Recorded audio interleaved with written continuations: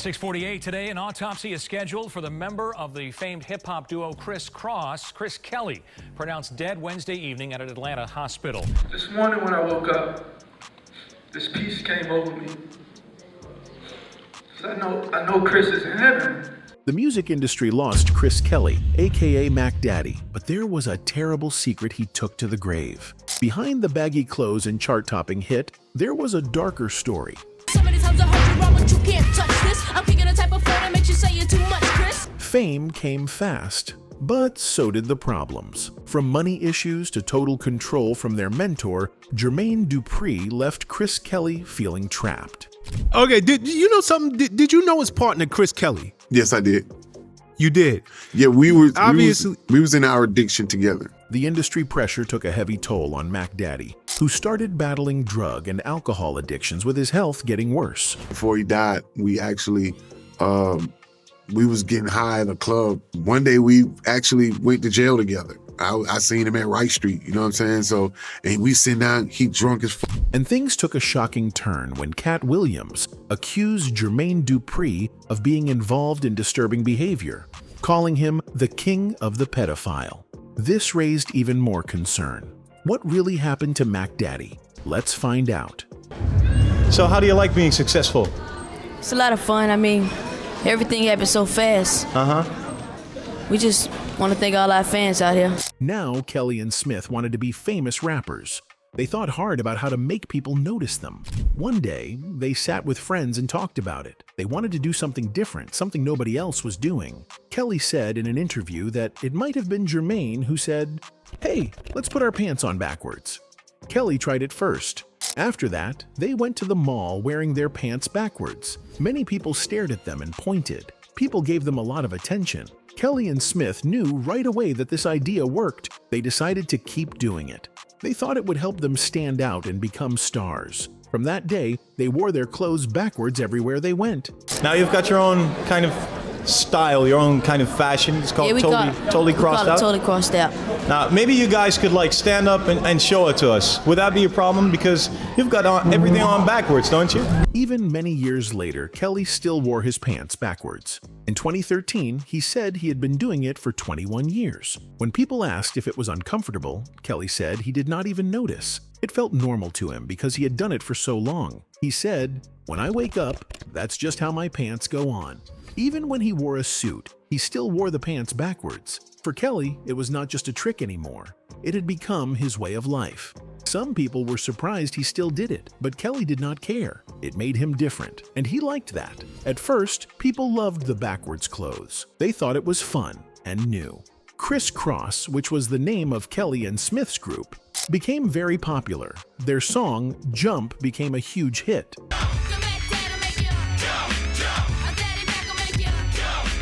But as time went on, people changed how they felt about them. The backwards clothes idea started to feel old. People did not find it special anymore.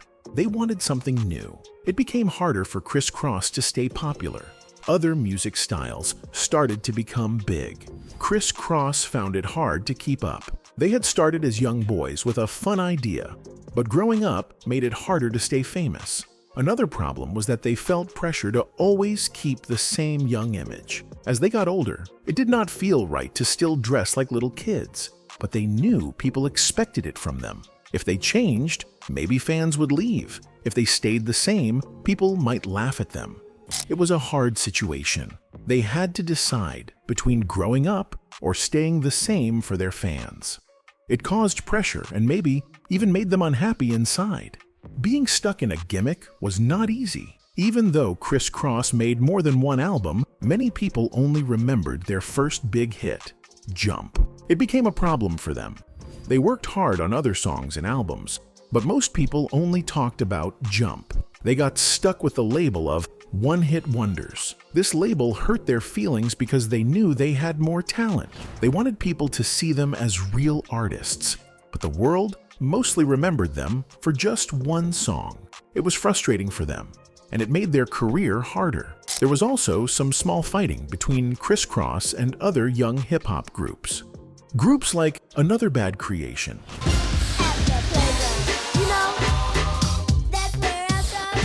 Illegal,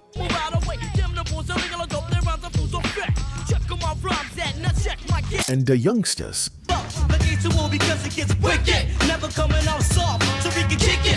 had little beefs. In the opening verse of Jump, Kelly raps, "Don't try to compare us to another bad little fad," which was a blatant jab at ABC.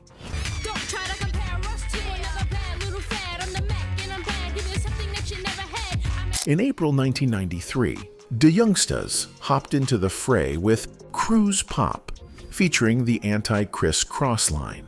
"I pray for the chump that bumps me or plays me like a punk. So jump, jump if you want me." Kriss Kross fired back in August 1993 with All Right, featuring Smith rapping, "See, I ain't come out whack, I came out right, unlike those moles who tried to pass da Mick." Pass da Mick was a Youngsters single from 1992. Also, in 1993, Illegal dropped We Gets Busy, in which Mr. Malik mentions Kriss Kross by name and chides them for rapping words they didn't write. Can't write your own rhymes, selling Jermaine's life stories.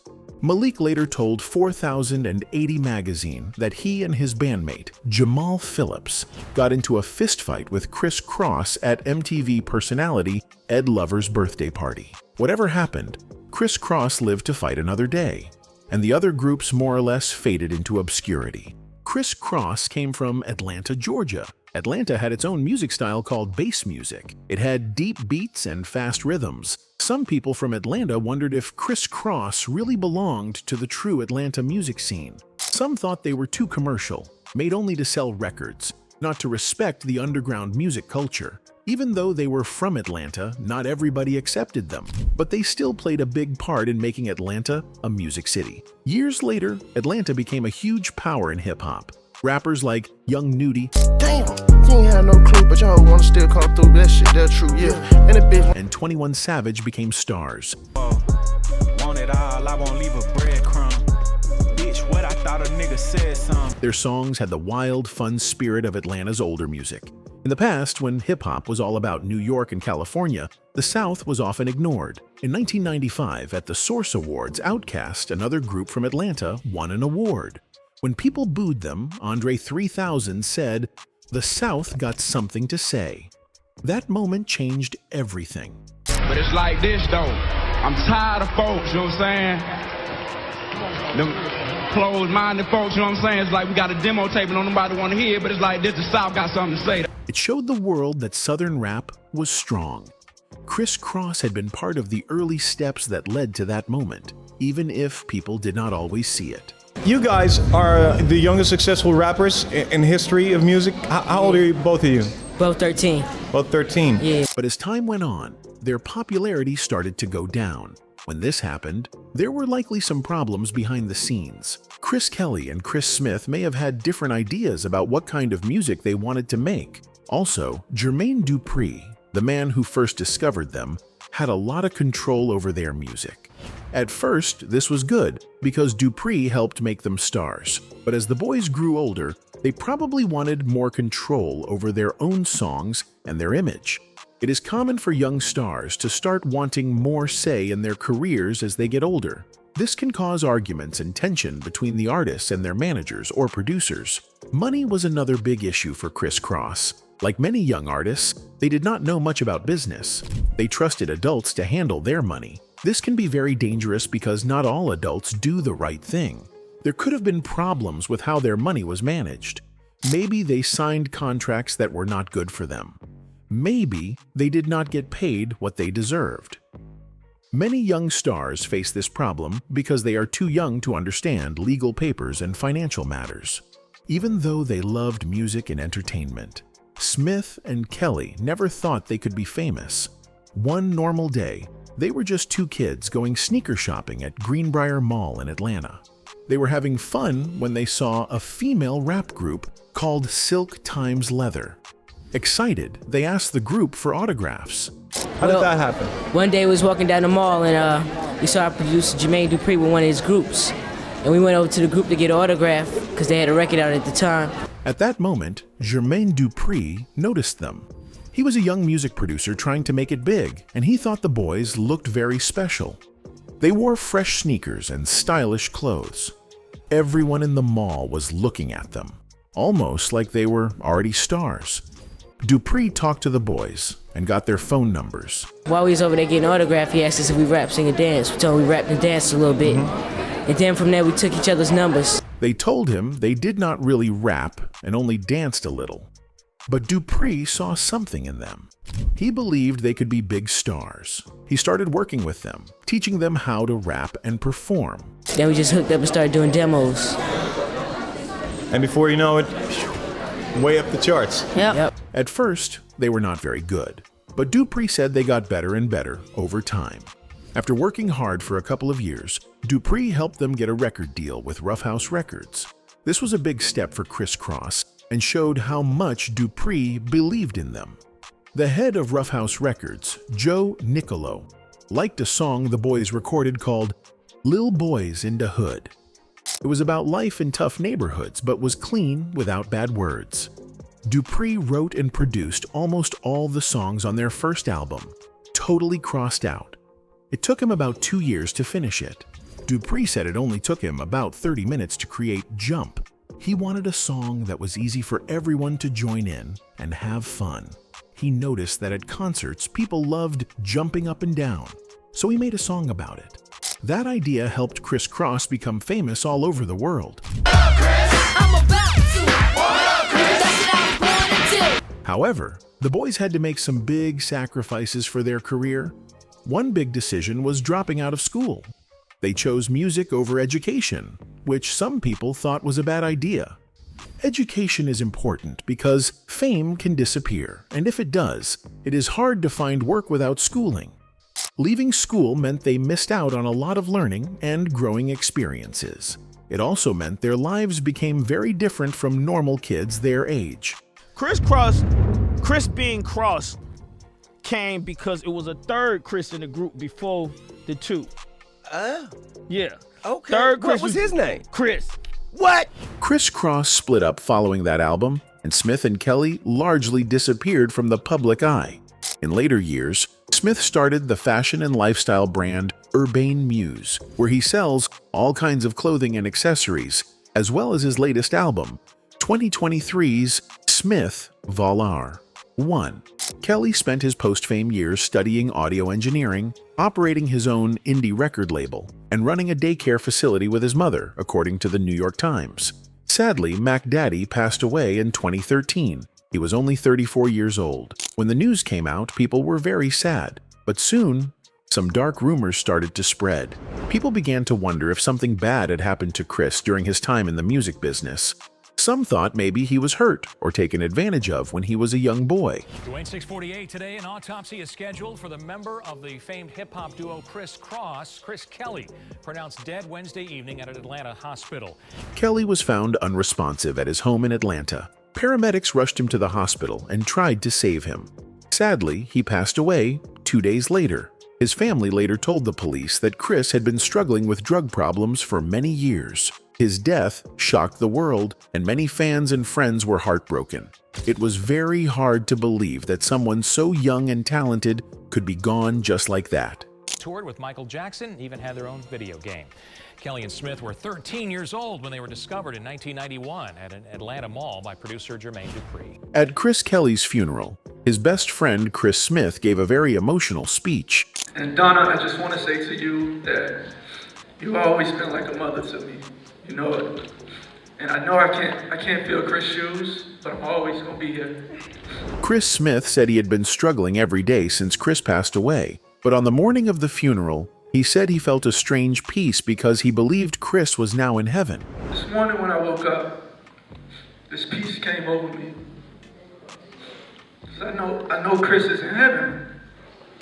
Chris Smith called Chris Kelly a true friend who always cared about the people around him. He shared a memory about the last time they were on stage together.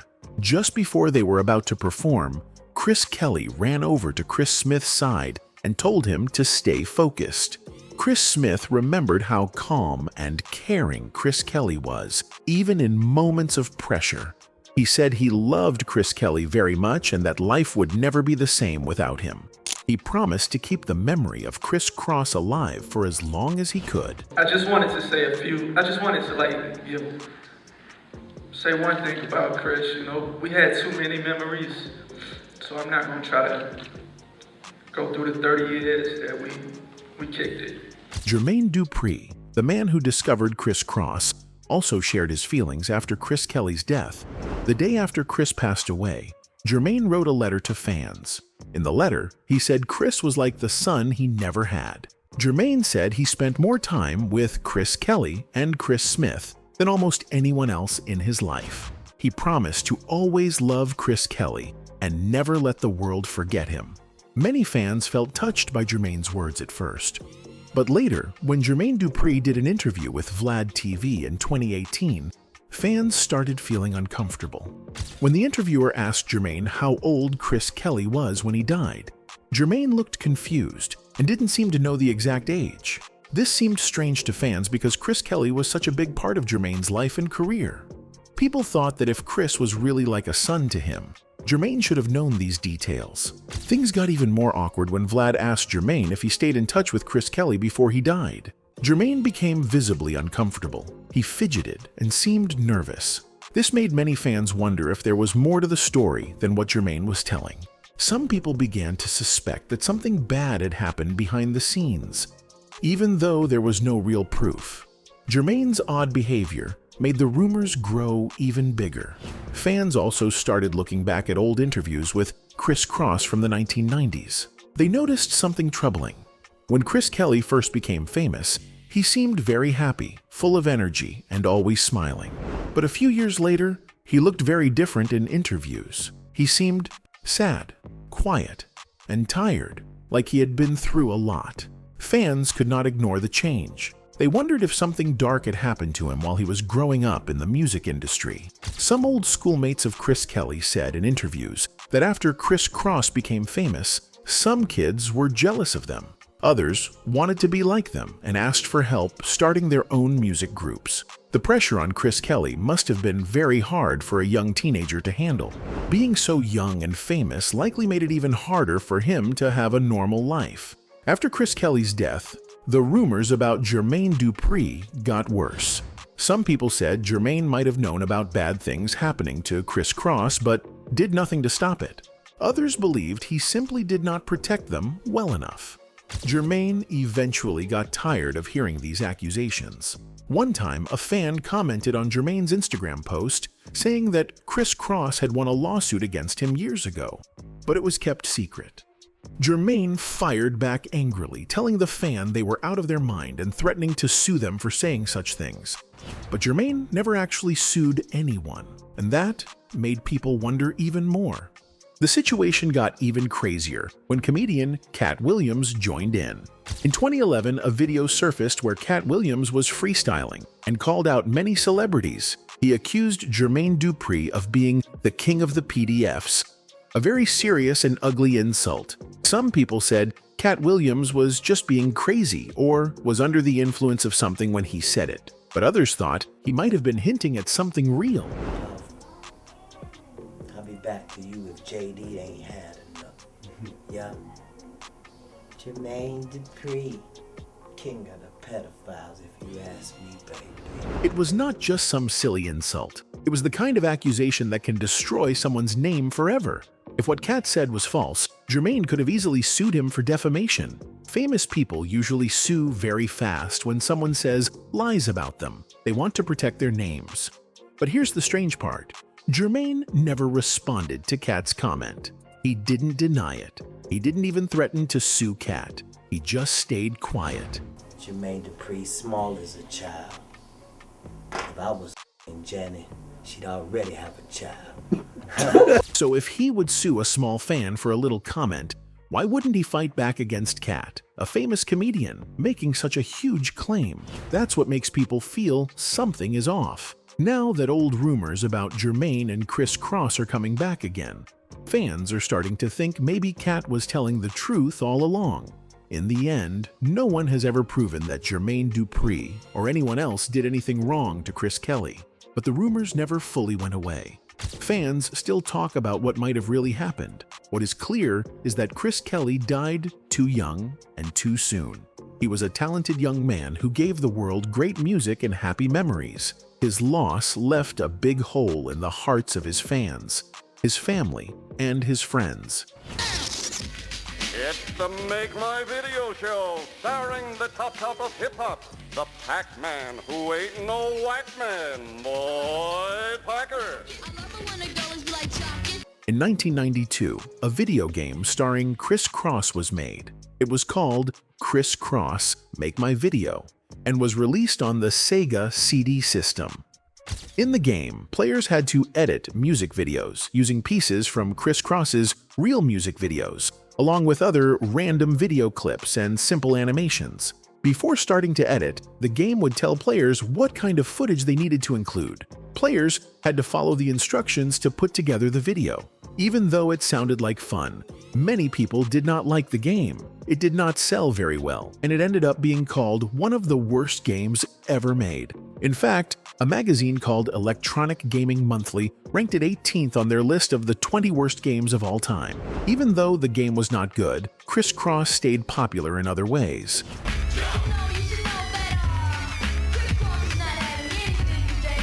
In 1993, Kriss Kross also made a short appearance in a movie called Who's the Man? Rappers!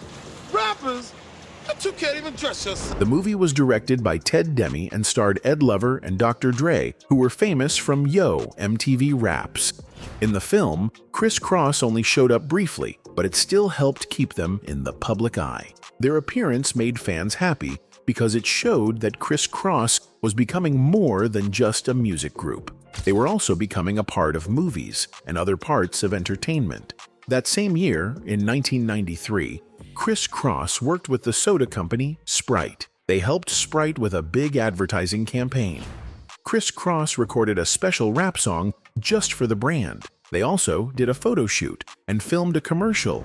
Their faces and music were used to help Sprite look cool and connect with young people. This partnership with Sprite showed how big and famous Kriss Kross had become at that time. They were not just music stars, they were being seen everywhere. Later in 1993, Kriss Kross released their second album called Da Bomb. The album became a big hit and was certified platinum, which means it sold over 1 million copies. The album had popular songs like All Right, which featured a reggae artist named Supercat, I'm Real, and the title track Da Bomb, which featured a new rapper named Da Brat. Da Brat was discovered by Jermaine Dupri, the man who helped Kriss Kross become famous. Many of the songs on Da Bomb were aimed at other young rap groups like Da Youngstas, Illegal, and Another Bad Creation. Kriss Kross wanted to show they were better and tougher than their rivals. In 1996, Kriss Kross released their third album called Young, Rich, and Dangerous. This album was not as big as their first, but it still did very well and was certified gold, meaning it sold over 500,000 copies. The album had 2 hit songs, Tonight's the Night and Live and Die for Hip Hop. Even though music was changing and new artists were coming up, Kriss Kross proved they could still make good music that people wanted to hear. Both members of Kriss Kross also focused on their education. They both went to Woodward Academy in College Park, Georgia. Chris Kelly, known as Mack Daddy, studied mix engineering, learning how to work with music and sounds. He later started his own record company called C Connection Records. Chris Smith, known as Daddy Mack, studied marketing and business management. He started a company called One Life Entertainment, Inc. After their music career slowed down, both members worked hard to build their futures using the skills they had learned.